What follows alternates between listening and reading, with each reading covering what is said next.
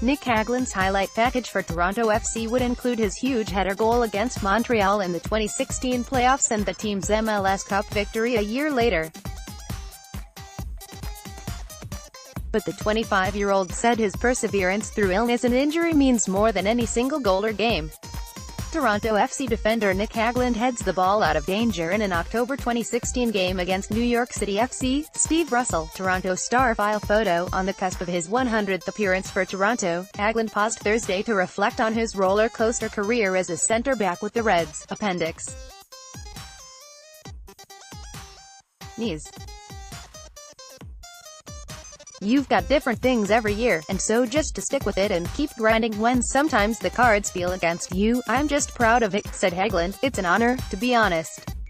I've been here for 5 years, and to be a part of this club, and to be a part of this organization, to watch the growth has been incredible, and I've been so glad to be a part of it. Article continued. Bellow appendicitis, knee injuries and hamstring strain have limited Hagglund to 36 starts over the past 4 seasons, but this year has been as much about grinding it out through the team's struggles than any individual woes.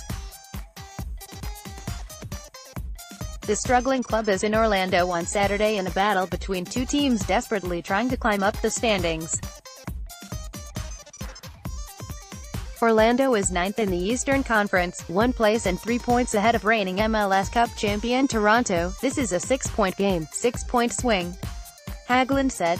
One team loses 3 points, the other team gains 3 points, so it's important these next couple of games. We're looking at important games. Hagglund came up big last month in Toronto's thrilling, come-from-behind 4-4 tie with DC United. Coach Greg Vanney pushed the defender up into the attack and he scored a pair of late header goals. Vanney said he's enjoyed watching Hagglund's growth in Toronto. For Nick, he's always heart and soul, putting everything into the game. He's a competitor, and he loves to play, Vanney said.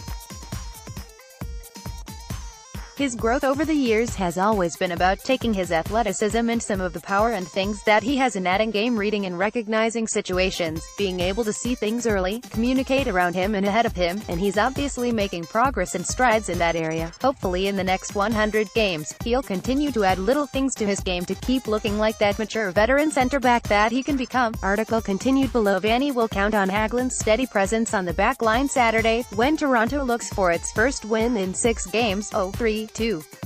Orlando, meanwhile, is hoping to avoid its 10th consecutive loss. Toronto has won 7 of its 8 meetings with Orlando, outscoring the Lions 22-8. Obviously, Orlando being one of those teams between us and a playoff spot, it makes it a little more interesting, but I think all points matter right now, Vanney said. Despite the disappointment of Toronto's season, Vanney and his players were upbeat at practice. They warmed up with a game of dodgeball. They chatted about Sunday's World Cup final, and Saturday's expected MLS debut of former Manchester United star Wayne Rooney. I remember him banging goals for Man U pretty much week in, week out, Hagglund said. It's exciting to see him and to be playing on the same field with him eventually. The attacking midfielder who lit up the scoreboard in the English Premier League debuts for DC United against the Vancouver Whitecaps on Saturday, the latest aging superstar to join the MLS. If it's a guy who can make the league better, make their team better, fits the dynamic of what they want, then it becomes a very interesting ad from a league perspective, Vanney said. If he's the right guy, he's going to make DC